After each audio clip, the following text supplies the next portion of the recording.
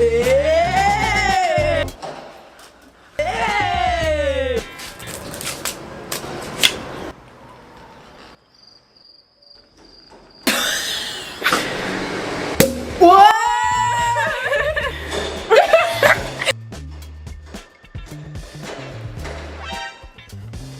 c'est bon, ça faisait longtemps.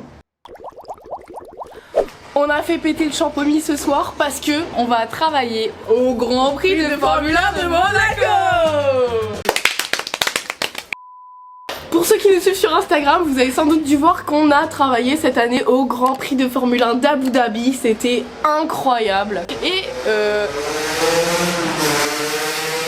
Et pour ceux qui l'ont pas vu, je pense que du coup vous n'êtes pas abonnés et vous pouvez vous abonner maintenant. Voilà, sur nos Instagram, voilà, c'est tout simple. C'est tout simple. Cliquez, abonnez-vous, n'hésitez pas. Donc du coup, on vous emmène avec nous pendant les 3 semaines. On va essayer de vlogger un peu tout. On sait vraiment pas ce que ça va donner, ce qui va se passer surtout. Mais ce qu'on est sûr, c'est que ça va être trop cool. Donc trop hâte, on vous fait découvrir tout ça.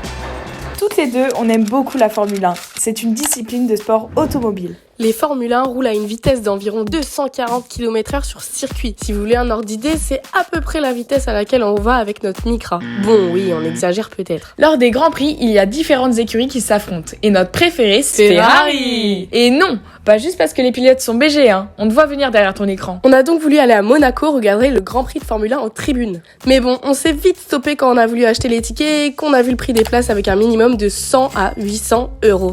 Finalement, on a quand même décidé d'aller à Monaco, non pas pour regarder les courses, mais pour travailler dans l'organisation du Grand Prix.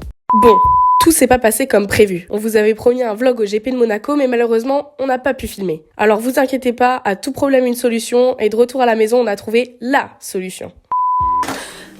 Après cette superbe intro à Monaco, nous revoilà chez nous, à la maison, en Normandie. C'est pas tout à fait pareil que Monaco, mais c'est tout aussi sympa. On se retrouve 10 mois après le GP d'Abu Dhabi, 4 mois après le Grand Prix de Monaco, et on a réussi à travailler au Grand Prix de France il y a 1 mois et demi. Dans cette vidéo, on va vous expliquer ce qu'on a découvert en travaillant au Grand Prix de Formule 1 et ce qu'on ne savait pas avant d'y travailler. On va vous faire ça sous forme de questions-réponses. C'est parti!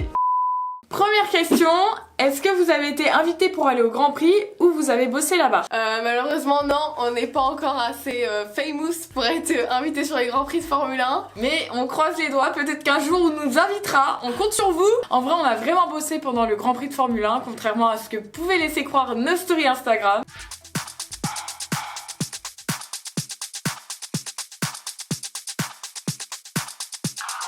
Parfois on a travaillé jusqu'à tard, surtout au Grand Prix de Monaco dans les bureaux.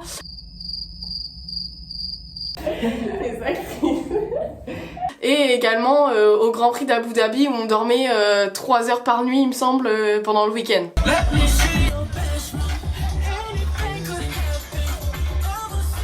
Question, comment est-ce que vous avez travaillé au Grand Prix de Formule 1? Il y a 1 an, on a habité à Dubaï pendant 6 mois et on cherchait plein de petits boulots à trouver. Serveuse, hôtesse, peu importe en fait, on voulait juste travailler. Et on nous a proposé un poste en tant que serveuse au Grand Prix de Formule 1 d'Abu Dhabi. Et c'est là qu'on s'est rendu compte que vraiment on avait envie de travailler sur plein d'autres Grands Prix et que ça nous a vraiment plu. Question suivante, c'était quoi vos postes dans les différents Grands Prix? Donc on a fait 3 Grands Prix à 3 postes différents.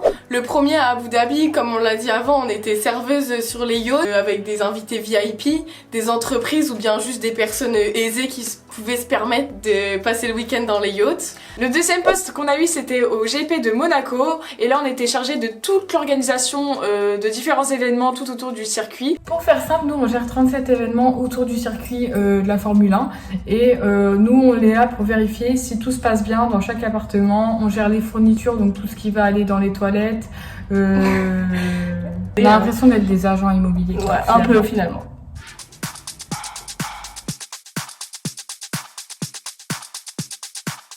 Et c'était à peu près similaire à Abu Dhabi. Et le troisième poste qu'on a eu, c'était tout à fait différent des 2 premiers Grands Prix. Le Grand Prix de France, on était du côté des journalistes, de la presse, des médias. On assistait aux conférences de presse et on était avec les journalistes et les photographes. C'était, je pense, un des meilleurs Grands Prix qu'on ait fait. Question suivante, combien il faut payer pour passer le week-end dans un appartement VIP à Monaco? Pendant les Grands Prix, les propriétaires louent leurs biens à une somme équivalente à 10 000 € le week-end du Grand Prix. Et les clients qui veulent aller à l'intérieur des appartements, pour le week-end, ils payent aux environs de 3 000 € le week-end. C'est pas du tout excessif en tout cas. On adore. Mais vous allez vous demander pourquoi 3 000 € par personne? Dans les appartements, ils ont traiteur à volonté, alcool à volonté, ils mangent très bien et ils boivent très bien. Petite anecdote au Grand Prix de Monaco. Un monsieur vient me voir et il force pour entrer dans les appartements. Je lui dis bah non, monsieur, vous faites pas partie de la liste des invités et faut payer, c'est pour cher, rentrer. faut payer pour rentrer. Et il me dit, il y a aucun souci. Il sort de sa poche une liasse de billets, une liasse. Tout ça pour vous dire que les gens sont fous pendant le Grand Prix de Monaco. Ils veulent tous rentrer dans les appartements. C'est un dawa. Ce qui est impressionnant aussi quand les personnes louent leur appartement, directement les agences d'événementiel doivent tout viser. Donc ça se fait avec des grues géantes, Tout le monde s'active, c'est impressionnant. Question suivante, comment est-ce qu'on peut travailler pour un Grand Prix? Donc la question elle est revenue plusieurs fois, on y a déjà répondu sur notre TikTok. Donc vous pouvez aller le voir juste ici. Comme on l'a dit sur notre TikTok, on peut être commissaire de piste, hôtesse, serveur, bénévole ou plein d'autres encore. Donc n'hésitez pas à aller voir sur nos TikTok, on vous explique tout. Et aussi... Vous avez préféré lequel Grand Prix? Bah moi c'est GP de France.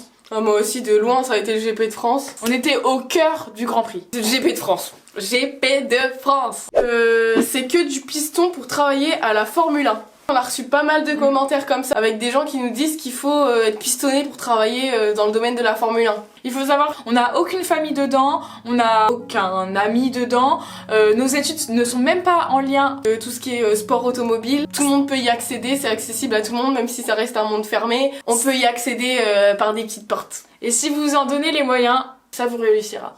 Dernière question, est-ce que vous avez des anecdotes marrantes sur la Formule 1? Un truc trop drôle, c'est que on a posté une photo récemment avec tous les pilotes de Formule 1 et il y a une photo où on est avec Checo, c'est celle-là. Et cette photo-là, elle a fait le tour du Mexique. On s'est rendu compte qu'il y avait plein de personnes qui repostaient cette photo-là. On sait pas pourquoi ça a fait le tour comme ça, mais sûrement parce qu'il est coincé sur la photo. Et c'est juste trop drôle, du coup ça nous a fait rire. Dernière anecdote, quand on a travaillé au Grand Prix d'Abu Dhabi sur les yachts, donc il y avait toutes sortes de personnes qui étaient invitées sur les yachts, évidemment on connaissait personne. Et il y a un monsieur qui dit bonjour, je me retourne et c'était Shake Bass dans Gossip Girl. Le bad boy de Gossip Girl était sur le bateau à Abu Dhabi, juste anecdote de dingue, du coup j'adore la raconter et voilà. qui aurait cru? Ça y est, c'est la fin de la vidéo. On espère que vous avez kiffé la vidéo. On a essayé de répondre au maximum aux questions qui nous revenaient le plus souvent. Et on voulait juste vous dire pour tous ceux et toutes celles qui kiffent la Formule 1 et qui veulent travailler dedans, tout est possible, croyez en vos rêves. Il y a moyen d'y rentrer sans connaissance et sans expérience. En tout cas, il y a des gros projets qui vont venir prochainement. On espère qu'on va retravailler très vite sur un Grand Prix de Formule 1. On vous tient au courant, n'hésitez pas à subscribe et à like. Et on vous montrera tout ça bientôt. Bisous. Salut. Salut. Salut. Non, c'est nul ça.